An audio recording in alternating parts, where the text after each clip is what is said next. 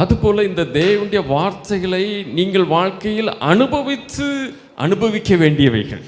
அப்பொழுதுதான் இந்த வார்த்தையில் இவ்வளவு மகிமையான காரியங்கள், இந்த தேவனுடைய வார்த்தையில் இவ்வளவு அழியாத காரியங்கள், இந்த தேவனுடைய வார்த்தையில் இவ்வளவு வாடாத காரியங்கள், இந்த தேவனுடைய வார்த்தையில் இவ்வளவு மாசற்ற காரியங்கள் இருக்கிறதா என்பதை உங்களுடைய ஆவி, உங்களுடைய ஆத்மா, உங்களுடைய சரீரம் அனுபவிக்க ஆரம்பிக்கும்.